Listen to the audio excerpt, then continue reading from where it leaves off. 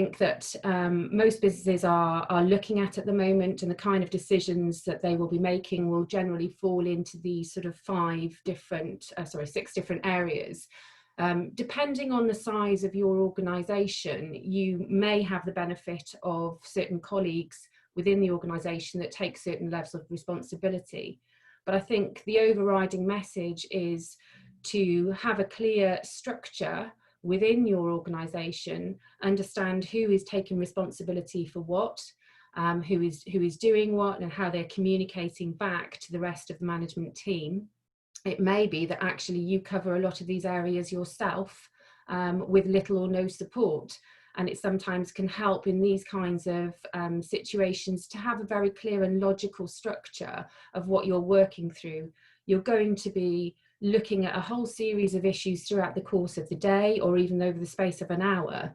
And to be able to revisit each area and follow up on any key plans or key decisions that you need to roll out from those different areas will be really important to help you feeling and maintaining some level of control with the decision making that you have ahead of you. So we move on to the first. Thank you. I think underpinning absolutely every decision that businesses are looking at the moment will be cash and cash flow management, and certainly cash flow forecasting. I think if you haven't already done this or begun to do it, you certainly need to. But you may have approached this off the back of very little information or limited information, and given that the information is changing on such a regular basis, the need to refresh and update the cash flow in itself is a pretty vital one for most businesses, and something that you may even be doing on a daily basis. Typically, most businesses would have a cash flow that extends to about 13 weeks. And the reason for that is it tends to pick up your typical monthly payments, but also picks up some quarterly payments within that. And if you look forward to that number of weeks, you're often looking at the key kinds of payments and the key points of concern, therefore, within your cash flow that you need to think about. One thing that we are certainly seeing and encouraging when we're speaking to clients at the moment is to roll that cash flow forward further. The reason for that is not just that you may have some more payments that you need to consider, but very importantly, it's looking at how long are you going to be faced with these kinds of restrictions around your cash flow. None of us know at what point restrictions may be lifted, but also you want to be in the best position you can be as and when those restrictions are lifted, that you can get back to trading as normal, or as normal as it can be in that time frame. So one of the sensible things that we recommend doing is continuing to revisit and update that cash flow, looking beyond the end of the usual period that you would have, and certainly towards the latter end of the cash flow, where you may think that trading may start to begin to come back to normal, is being in the strong position and being ready to actually have certain costs that may have been delayed or reduced over the period, particularly when we look at payroll in a little while. How does that impact the business, and how does the cash movement get impacted by those costs starting to come back into the business? So the kind of key things that you will be thinking about is, what has the current restriction done to your income? What income, if any, will continue? And for some, there may be none whatsoever. What other forms of income are out there for you, alternative options, but also adding into that the support that you think you're able to gain from the government support and any other form of funding, and also some efficiencies that you may be able to have the benefit of that will impact that top line. And I'd say that as a general rule, those kind of questions are probably ones that you're thinking about daily. In addition, we talked a little bit, I know last week, about some very specific areas that may have some benefit to you around cash flow efficiencies, and you may want to go and revisit some of the presentations from last week to see whether any of those are an option for you. But certainly when trading does restart at the end of any restriction period, it's almost going to be akin to a startup business that you're looking at again. Is there going to be delay on your income coming through, but your cost base instantly starts to hit at you? So that's going to be pretty important. If we move on to the next slide, please. When you're looking at the costs that you're facing within your cash flow and understanding what within that can be minimised, can be reduced, could be deferred in any way, shape or form, then that is going to be quite a challenging set of numbers for anybody to predict. But we know that there's going to be a variety of things that you can think about and probably influence that cash flow relatively straightforwardly. Some will be a bit more challenging. But certainly the key one that I think everybody's thinking about at the moment is around payroll. That's looking at whether you can furlough some or all of your staff, whether you have staff that can continue to work with you but work on reduced hours perhaps, whether some might take a temporary pay cut in the circumstances, and how all of that influences your payroll. What we are anticipating is, whilst there is the government provision for providing funding for furloughed staff, there's likely to be a delay. And we know that those applications aren't going to be going in until the end of April. So most businesses are facing the immediate need of trying to meet payroll in April without the benefit of that funding being there from the government. And it's understanding the impact of that. Does that cause a delay, or does that cause an immediate cash crisis for you if you can't meet that payroll payment? The other kinds of areas that we think are fairly common that people are looking at, some of which I've listed on the slide, but that's not an exhaustive list, of course, is looking at what you do around other existing loans and other commitments that you have. Is there ability to defer? Do you have a lender sat there that will actually give you a payment holiday for certain existing loans? Are you able to have an interest-free period on some of those payments as well? And all of those questions need to be factored in when you're looking at your cash flow. There will be some costs in there that you're going to need to maintain. Even if your business is closed temporarily, you're still going to have a debate and a discussion with your landlord on rents. You're still going to have a need for utilities and basic services into a building if you're occupying various buildings. But are those, again, costs that can be minimised in any way, shape or form? When you're looking at the other kind of cost base that you have across the board, it's looking at some decisions around, can you make some stage payments against certain things? Can you reach alternative agreements with suppliers? What can be done to spread the burden of that cost base, but in such a way that it doesn't result in the moment that things return to normal, you are stuck with a significant level of debt that you can't manage and can't facilitate payments against once trading begins. Should we move on to the next slide? So I have just briefly again signposted for those that haven't yet read all the level of detail of what is out there to go back and reread.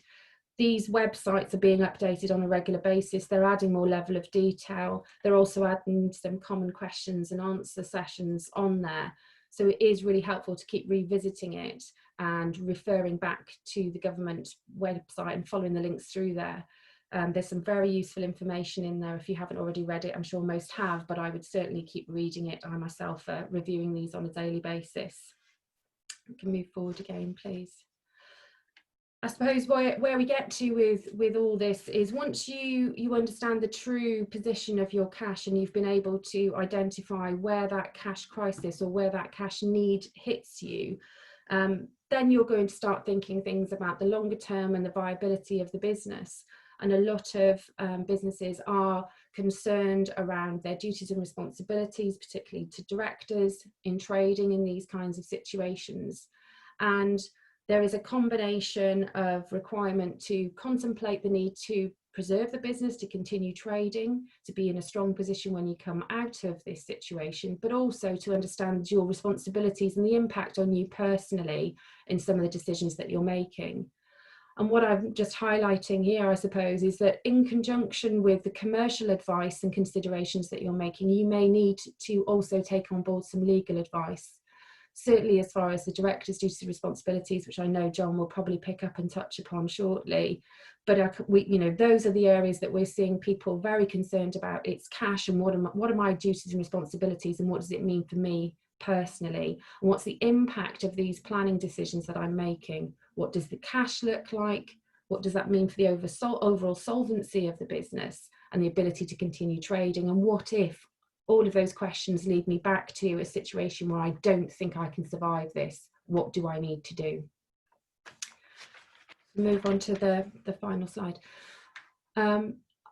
I've highlighted stakeholder management, and to some this will come more easily than to others, and to some you may have very, very good and strong relationships. But we know that early conversations with the supply chain, with your lenders and landlords, etc., are very vital to your business survival.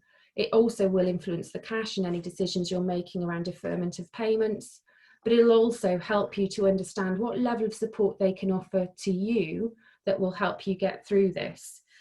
And some of these discussions that you're having won't necessarily just be a short-term fix. They may be a longer-term requirement. There may be a longer-term impact on your business as a consequence. What will happen with those relationships over a longer period of time?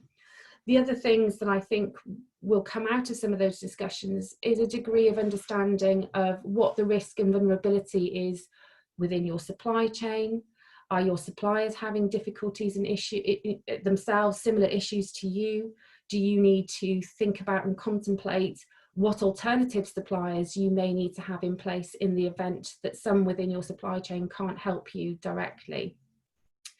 We know that a lot of people will be approaching their lenders in the first instance, potentially for funding support, and to have those communications on a regular basis, appreciate is challenging. We have feedback that a lot of the relationship managers within the banks are incredibly busy, working very, very long hours, but they are trying to work through customers as quickly as they can, and they are trying to progress as many applications as they can.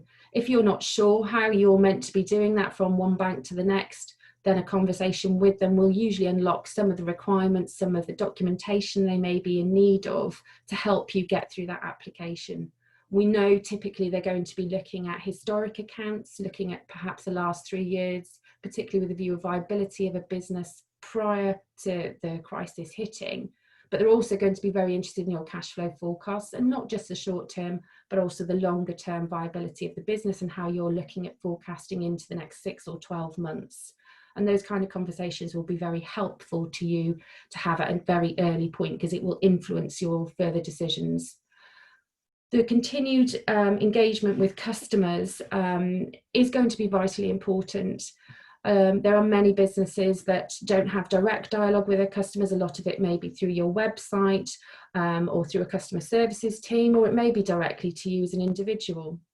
But contact with customers and understanding their needs and their requirements, and also keeping them with you throughout this particular difficult situation, will mean that when trading does begin again on a normal level, you haven't lost your customer base to others because somebody was looking after them a little bit better than you. So I think the overriding message on that is to keep communications open, listen to what people are saying to you, and be alive to what other level of support is out there that you perhaps had overlooked. That's all from my section. I think it's for me to hand over to Jon. Thanks, Louise. I'm just going to provide a review of what I consider to be the key business decisions from a legal perspective during this COVID-19 crisis. The first 2 weeks they've passed by in a blur. You've probably navigated your way through the financial and employee-related assistance provided by the government, and it's now time to turn your attention to the first full month of trading since this all began. Now, it's obviously not clear how long the present lockdown is going to last, but it's safe to say that it's here for the next few months at the very least, and with workers furloughed and business opportunities at a premium, it's time to make your main aim limiting the cash going out of the door to ensure your business is well placed to survive and eventually thrive once the government lifts its restrictions on the movement of the general public. So I'll just be looking to give a legal overview of the key areas of your business you should be reviewing with a view to limiting any existing liabilities and protecting your cash flow, as well as looking to highlight maybe some of the risks associated with a few of the government's proposed changes in light of the crisis. So the first protocol should be to look at the material contractual obligations that currently underpin your business. Doing so will help you to assess your potential exposure as a result of the crisis. Now, outside of contracts of employment, it's likely that your material contractual obligations will be banking terms, customer and supplier terms, and lease terms. So these are the areas that I'm going to look to cover off in the next 10 minutes or so. Now, in terms of your banking facilities, excuse me, you should keep your business forecasts under regular review, obviously to identify the likely impact of the COVID-19 crisis on the revenue streams of your business, as Louise has just covered off. And as part of this, you should be looking to seek commercial and financial advice, and you should also consider whether there are likely to be any challenges in meeting your repayment obligations, the financial covenants during any period of the downturn. If it does appear likely that your revenues will dip to such an extent that they will affect your ability to make repayments, or that your financial covenants will not be met as a result, you should obviously look to speak with your relationship director as soon as possible to see what options are available to you to limit any potential liability that may be created by such a dip. Options may include suspending covenant testing, amending covenants, or seeking temporary changes to repayment terms. But the key thing is to open lines of communication early to explore what options might be available before your business's financial situation becomes critical. So if we move on to the next slide, you should also be looking to review the terms of the contracts under which you supplied goods or services to your customers, or your suppliers supplied goods or services to you. In doing so, you'll understand to what extent you or the other contracting party are able to continue to fulfill your or their contractual obligations. This will enable you to understand whether the government restrictions imposed in light of the COVID-19 crisis will prevent or hinder performance of the contract, and what alternative options may be available to navigate some of the additional challenges currently being faced. You should also ensure that all new contractual agreements are drafted to take account of the existing impact of COVID-19 and the impact that any future extraordinary issues, such as pandemics, may have, to ensure that you are expressly protected. As such, a review of any standard terms and conditions of supply that you may have would be prudent to ensure that this is covered off specifically. The effect of COVID-19 and what this means for your customer and supplier relationships will vary depending on a number of factors, including the type of industry you trade in and the terms of the contract itself. Depending on the precise terms of the contract, to limit your liability, it may be possible to have a longer period of time to perform your contractual obligations, to suspend performance of the contract, or to terminate the contract. But should none of these options be available to you, you would therefore need to agree a variation of the terms in order to ensure that you aren't in breach of the contract if you are not able to meet your obligations under it. So moving on to the next slide, in the event that you do agree a variation of terms to either delay or otherwise restructure any payments or obligations due from you, it is important that any variation to the original contract is legally enforceable in order to avoid a future dispute. To avoid any uncertainty, any variation should be in writing, with consideration having been paid in exchange for the agreed variation. Now, the existence of consideration distinguishes a legally binding agreement from what would otherwise be an unenforceable promise. And if there is no obvious and clear consideration supporting the variation must satisfy the requirements of a deed, that is, it must be in writing, signed, and witnessed. Now, the COVID-19 pandemic isn't the first time an external event has caused economic disruption, prompting parties to vary contracts. Case law points to the example of a landlord and tenant who agreed a reduced rate of rent due to the economic disruption caused by the outbreak of World War II.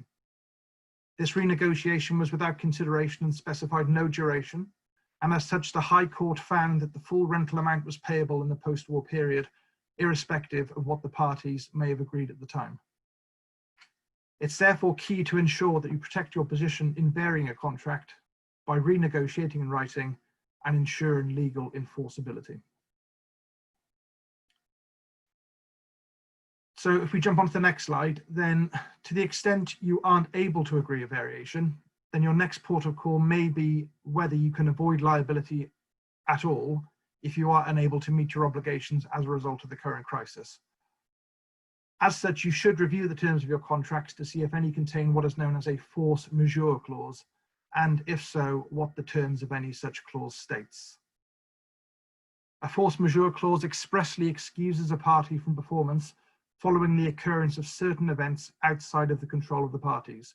This might include events such as war, riots, fire, acts of God, or civil unrest. It may also be that a pandemic, such as COVID-19, is covered under such clauses, but this will ultimately depend on the wording and the scope of the clause. It's also worth noting that the burden of proving the performance is excused rests upon the party relying upon the clause, and that party must prove that the event in question falls within the clause and that the non-performance of the contract was caused by the COVID-19 crisis. So moving on to the next slide, the new Coronavirus Act 2020 sets out immediate protection for commercial tenants. As part of this, landlords are prevented from forfeiting leases for rent arrears until 30th of June 2020. Now, there's no requirement for a tenant to demonstrate that the rent arrears have arisen due to COVID-19, but tenants will still be liable for any unpaid rent after the 30th of June. And as such, you should still look to pay your rent as usual if this can be done. But if it can't be done, then rather than relying on the temporary protection offered by the Coronavirus Act 2020, it's probably more beneficial to each party if they can reach an agreement, such as a rent holiday or a rent reduction, until the crisis has passed. It's important to note that leases don't allow for rent reductions or rent suspensions during the term of the lease unless insured damage has occurred. And the COVID-19 crisis will not fall under the category of insured damage in most cases. As with commercial contracts, any variation to the lease should be recorded in writing rather than agreed verbally or ignored altogether. And it's also worth noting that this protection only applies to rent arrears. And if you're therefore in breach of any of the covenants of your lease, such as a repair covenant, then the usual steps can be taken to give notice and potentially forfeit the lease before the 30th of June. So just jumping on to the next slide. Just a quick overview of the changes brought in by the government with regards to the insolvency laws. So if we can move on to the next slide, please.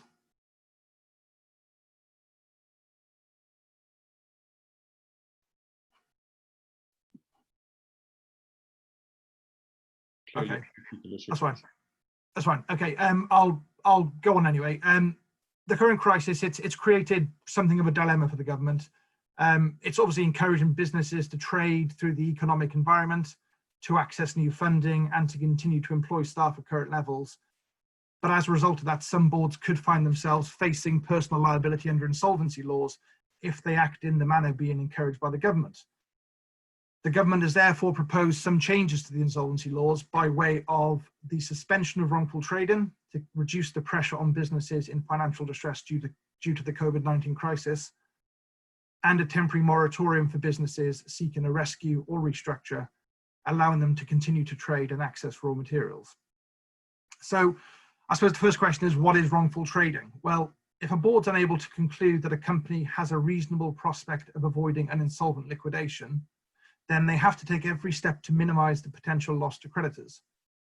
If they don't do that, then they risk personal liability if that worsens the position of the creditors, which is why such companies will normally end up entering into an insolvency process.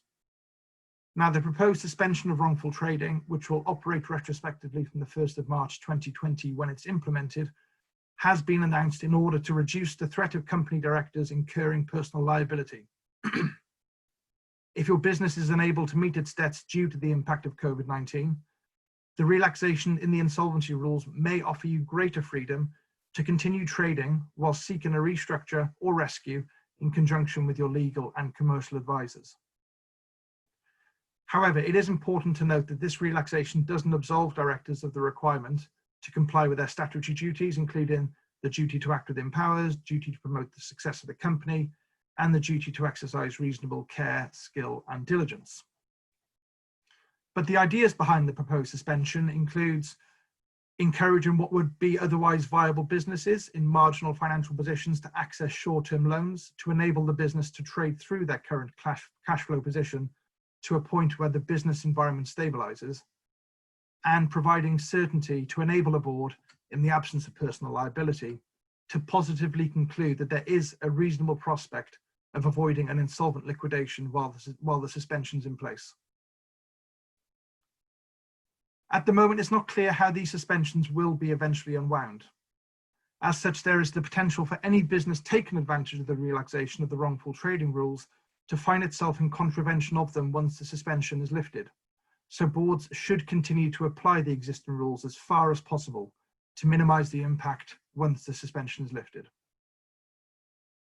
It's also worth noting that it appears that, other than the suspension of the wrongful trading provisions and the temporary moratorium, other legislation applicable to companies experiencing financial difficulties appears to remain in place, and these will include fraudulent trading, directors' disqualification provisions, and transactions at an undervalue. So just to recap, probably the key points to take away would be, obviously it's important to review your forecasts and banking covenants and speak with your relationship management, commercial and financial advisors. You should undertake a review of your commercial contracts to understand how to limit your liability if you're unable to meet your obligations. You should look to amend your standard terms and conditions going forward to account for future pandemics so that your liability is limited accordingly. You should seek to come to an agreement with your landlord if you think you will struggle to make your rental payments, rather than relying on the inability of your landlord to forfeit your lease as a reason not to pay rent. And suspension of wrongful trading is a useful mechanism to seek short-term funding, but should be handled with care with a view to the suspension eventually being lifted. So that's it from me. I'll hand over to Paul, I think. Thank you, John. That's very insightful from both of you, and some really, really relevant topics there to get into. Can I just remind the attendees, lots of questions coming in. Thank you for that. There should be a Q&A button on your screens. Please feel free to tap on that and enter your questions as they occur to you, so that you get the full value from the webinar. Louise, can I just go to you first, please? Because in any crisis like this, one of the biggest issues in dealing with the early stages of it is you're actually dealing with people. And we've all seen too often that, you know, the finance director is the one who says, hey, Houston, I think we've got a problem. And the rest of the board go, no, it'll be fine. We've got lots, it'll be all right. It'll trade out. There are big orders on the horizon. How do you coach that board to the table? How do you get them to recognize that actually there might be a problem and they really should be taking some action? Thanks, Paul. Yeah, I mean, that is a pretty common dilemma, I think, that a lot of boards find themselves in, where you have got a range of attitude towards risk, and a range of approach, frankly, and personal style. And yes, everybody is human at the end of the day, and we all handle it in different ways. I suppose some of the things that we've already covered off, and Jon's highlighted specifically what this means on an individual basis. If directors aren't clear on their own personal exposure in terms of the actions that they're taking, then they really need to be sort of talked through that sort of wrongful trading and their duties in very specific terms. As far as boards go, then generally the sort of fundamental decision that you're making is reflective of what your cash position is. And typically your FD will have a good handle on it and should be able to articulate very, very clearly if you are on a cliff edge and you are looking at a point where you need to make some decisions very, very quickly, you should be able to demonstrate it through the cash position alone. And that should focus people's minds. If they are still ignoring that and they are still thinking that that is a temporary issue and a temporary problem, then there are concerns around the effectiveness of the board, its ability to make decisions and actually carry out certain changes or certain conversations that need to be had with, whether it's lender, suppliers or whoever has a stakeholder position within the business. And certainly as far as the director's duties is concerned, we know that each and every individual director carries their own personal responsibility, and we're looking at their responsibility in terms of the actions that they're taking. And as Jon has said quite clearly, you may be making some very unusual decisions. You may be making some very difficult decisions, and the kind of decisions that ordinarily would seem fairly unpalatable to a board of directors who are always focused on growth and expansion of the business, further opportunities, and looking at seizing on the moment of how to push the business forward. But they do need to take this advice very, very seriously. They do need to seek that level of input on a legal advice basis if they need to. Each individual director is entitled to go and get their own independent advice, even if as a board collectively they can't do that and can't agree to take that advice independently. But they do need to follow the rules. It doesn't mean that just because the government has put this a level of relaxation around.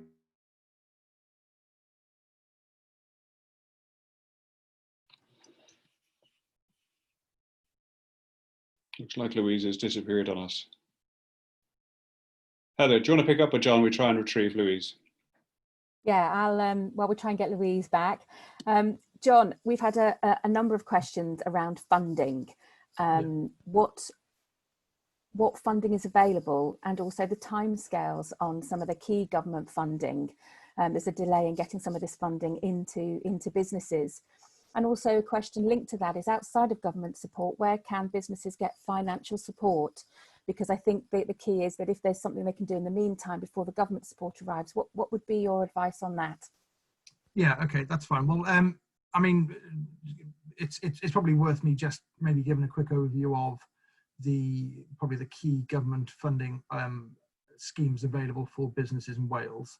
Probably the one everyone's familiar with is the Welsh Government Business Grant. That basically allows grants for £25,000 or £10,000 depending on the rateable value of the business, and that is administered, I think, by local authorities in Wales.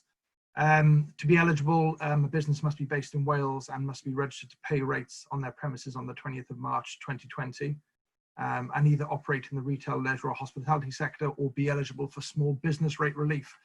Now, in terms of kind of timings of when people are, going to be able to access that funding, ultimately, given that it's kind of being dealt with by the local authorities, it's, kind of does differ from authority to authority. We've heard positive things from Cardiff Council. I mean, I've heard one example where a business applied and within the week had the money in its account. So it kind of does go to show that, in the right circumstances, the money can be accessed quite quickly.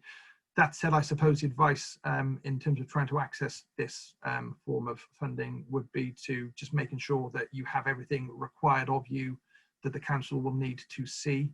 You should make sure all your records are up to date, are in order, that you have all the information that the council would like to see. Otherwise, the risk is that if you don't have something and they send you away, it could potentially push you further back down the queue and delay your access to the funding. So it's as you'd expect, kind of given the situation we're kind of currently in. There's no, I suppose, kind of firm committal as to when people are going to get monies into their account, just given that these local authorities are dealing with high volumes of calls and applications, and they're obviously trying to move things along as quickly as they can.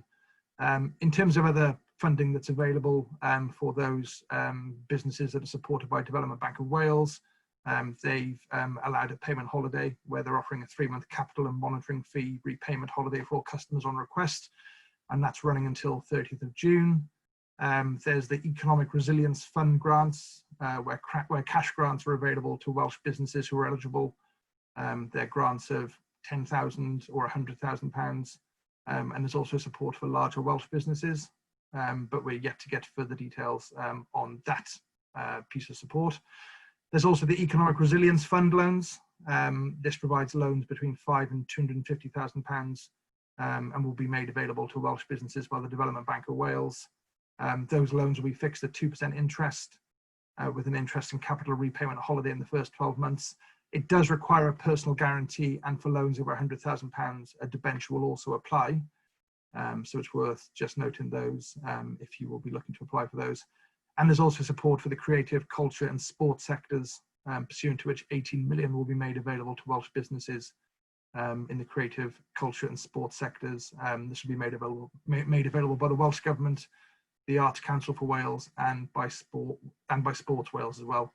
But I mean, outside of the you know, the government schemes and the government-backed schemes, I suppose there's still, you know, we've had a few instances where companies are obviously kind of looking to invoke rights issues for shareholders.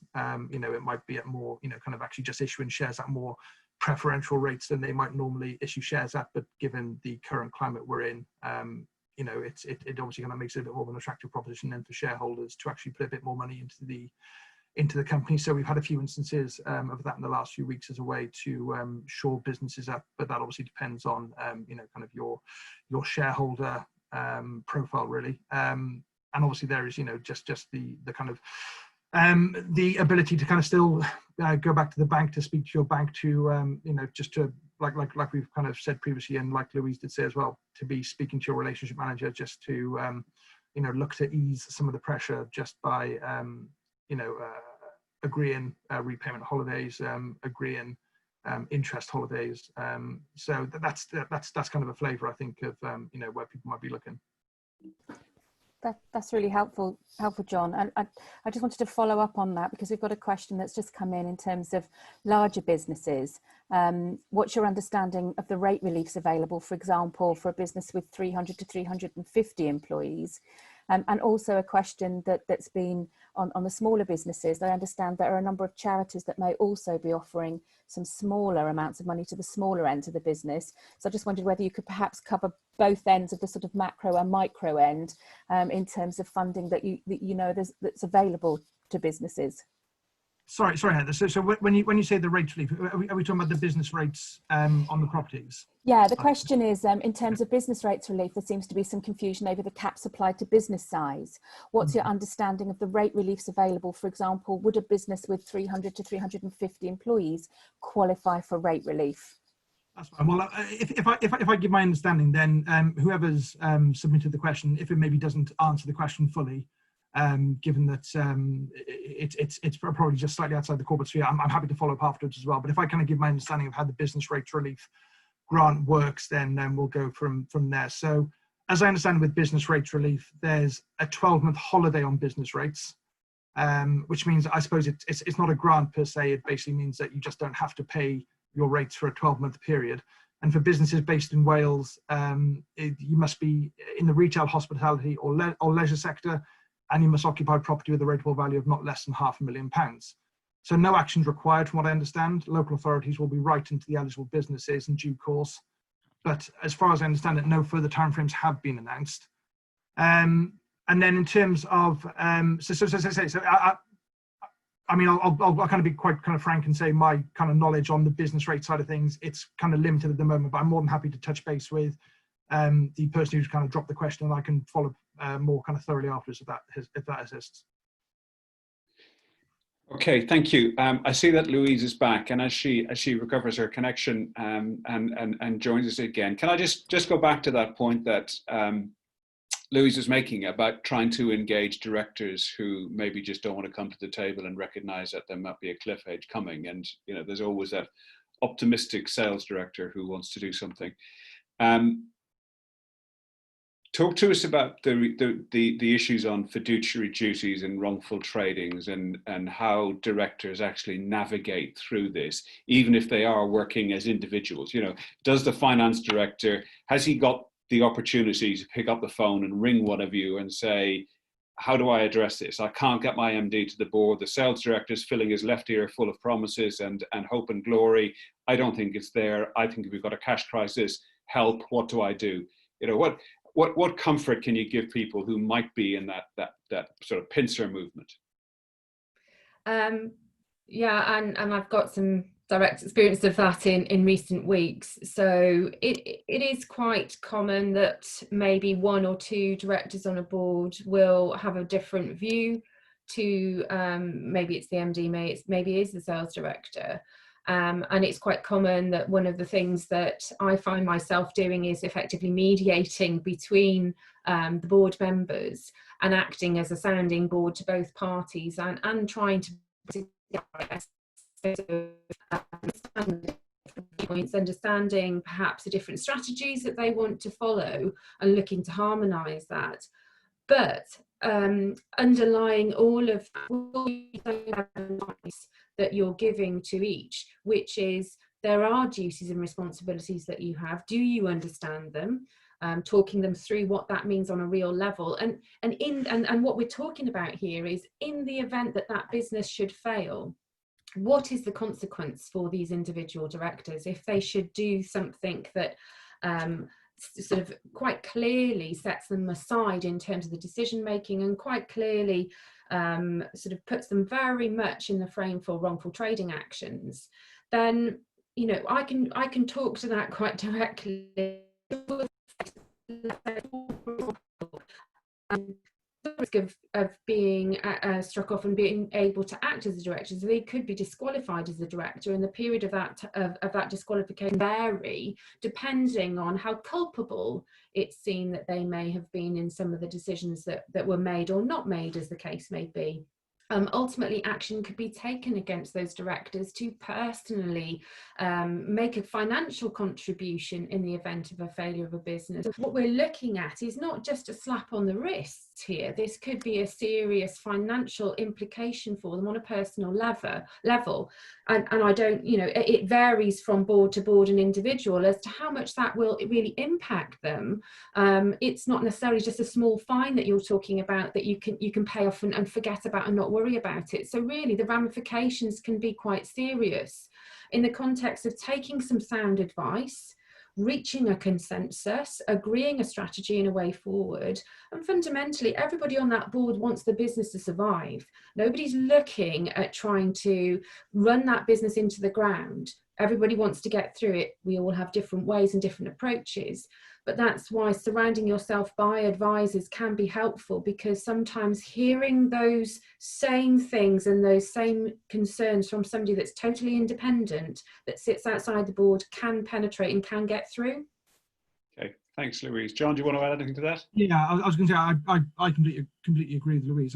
I mean, I suppose just looking at the context in which the suspension's been put in place, I mean, we aren't looking here at a kind of, in inverted commas, a typical, you know, recession. This is an extraordinary situation where, you know, a pandemic has effectively kind of just caused the economy to grind to a halt. I think it should probably be looked at from the position of, I suppose, the government's effectively looking just to try and almost kind of hibernate these businesses in the period in which the lockdown is in place. You know, really, it's trying to support what would be otherwise viable businesses, were it not for the pandemic, that would be trading, you know, positively, successfully. It's trying to protect those businesses so that this pandemic doesn't just send them all crashing down to the ground. And that's why, you know, the wrongful trading, you know, it's useful for the businesses that are doing well. There will ultimately, I'm sure, be some cases where, you know, creditors are frustrated because businesses that kind of may well have, you know, kind of not been doing too well, will now have almost, dare I say it, a stay of execution. But it's also a tool that should be used kind of wisely, given the legal ramifications and implications once the suspension is lifted. We still aren't entirely clear as to actually how it will be lifted, whether it's going to be a staged approach so that, you know, it's so that there's a period of time after the lockdown has been lifted and people go back to work, just to give those businesses that have been trading and have taken advantage of the wrongful trading suspension a time to readjust.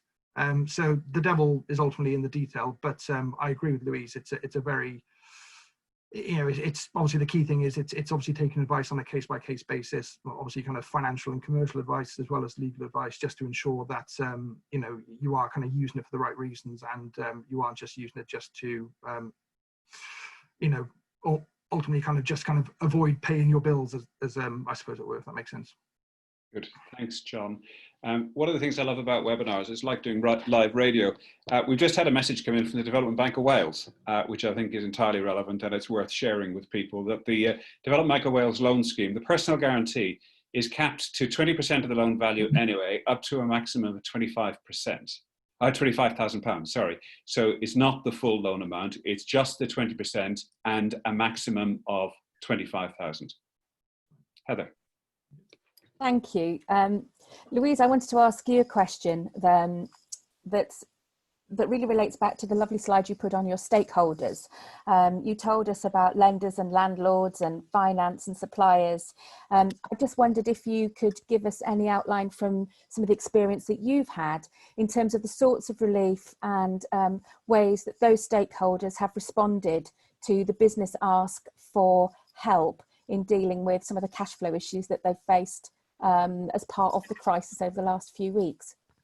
Yeah, sure. So I guess there's been a range of reactions that we've seen already happening. Certainly lenders, yes, they are being very clearly pointed towards as the first port of call, and absolutely everybody should be looking at that, whether it is a simple holidays or interest-free periods, whatever it might be. But certainly they are quite often the top of everybody's list, but they're not the only ones to talk to. We've as far as the landlord is concerned and any changes, but you know, landlords ultimately don't want empty properties. They do want people in there, they do want businesses trading, and clearly what they don't want to find themselves in is in a number of months' time they've got empty vacancies and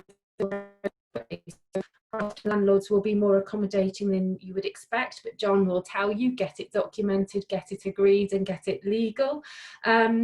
Finance companies, again, a range of issues around finance companies. You're going to have maybe machinery sat idle that otherwise would be in full operation and contributing to its overhead costs.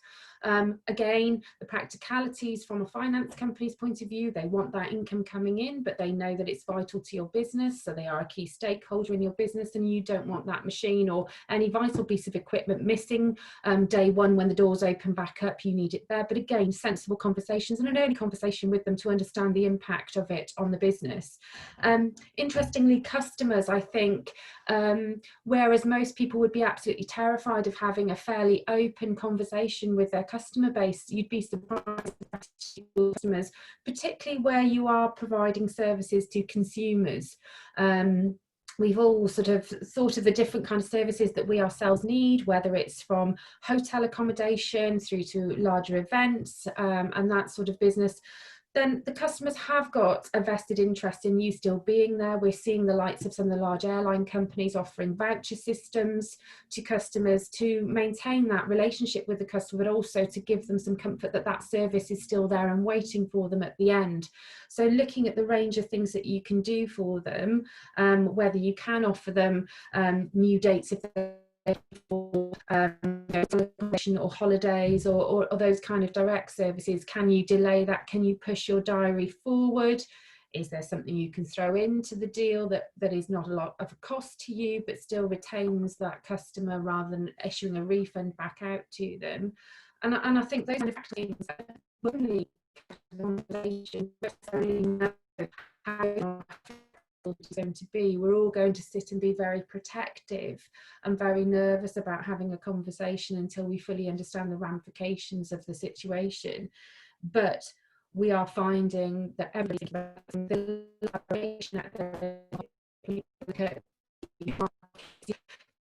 to share any kind of share of the market with each other, but they are working together to provide a solution to people. And I think some of that will flow what can competitors do to help, frankly? How can you get this through this situation together? So that dialogue and that open communication actually. Louise, can I just can you just close your video, because we're losing you again, I'm afraid, on voice. So if you just shut your video and just rely on the voice. So one from me, if I can. We're now in the post-shock period, and we're moving into the period of resilience, when businesses will look to endure the phase of the lockdown, however long that is. But the big challenge is recovery. What's your advice for directors in respect of how do we come out of this? Are there funds available to help me through this process? Louise, you made reference to it earlier that it's effectively a startup that we're going to face, that we're going to enter into. You know, what are the preparations that I should be making as a director from a funding and behavioural perspective? to enter into that startup phase. Yeah, and I think it's a really important point here. I mean, we're talking about protecting and preserving the position for as long as we need to, but we can't lose sight of the fact that at some point things will start to return to normal. That won't necessarily be overnight for some. Chances are it's going to be over a longer period of time for things to get back to normal and stabilise. So I think some are looking at opportunities, some are clearly looking at what else is out there in the marketplace that they can do. People are looking at alternative ways of generating income, whether that's through online ordering systems, whether that's through adding delivery as part of their suite of offerings. So I suppose part of it is reflecting on what have you had to do to adapt that you should continue to do that actually enhances and overall, improves your businesses and the offering that you have to your customers at the end of the day. And can you continue to do that in a cost-effective way moving forward? So there may be some activities that you stop, but there may be some that you continue. And it is looking at it on a quasi startup basis. What is going to be the immediate need when that business starts back up again? Are you going to bring all of your employees back in one go, or some of them back in one go? Are you going to bring them all back on full-time, part-time? Are you going to utilize some of the options around changes to contract hours? Are you going to keep those in place? But actually looking at it in a way that balances out, yet again, the cash flow question that we started with, understanding what is the implications of bringing that business back to life. And if there is funding options out there to consider, yes, it's still utilising those. It's looking at what you're agreeing now, outside of signing up to a commercial loan over a longer term, but are you agreeing something that maybe you need to go back and refresh and agree? Have you already agreed something that's maybe a bit too short term that you need to have a further discussion and debate around, and certainly reflect that back into the cash flow position? Because the last thing that anybody wants to do is to sort of walk out into the outside world that we've all been kept away from for so long and find that actually you fall over immediately because you can't simply sustain that restart process. And I guess we don't know yet what the Chancellor will release in respect of phase 2 or phase 3 funding for the recovery period, I guess. No, we don't. And I do see that there is for some a real risk that you can get by, let's say, and you can survive whatever sort of form of hibernation or whatever level of reduction of trading. But it's actually that kickstart back of the business that you're going to have the biggest problem with. So everybody feels, there's a lot of businesses feeling the pinch on cash right now.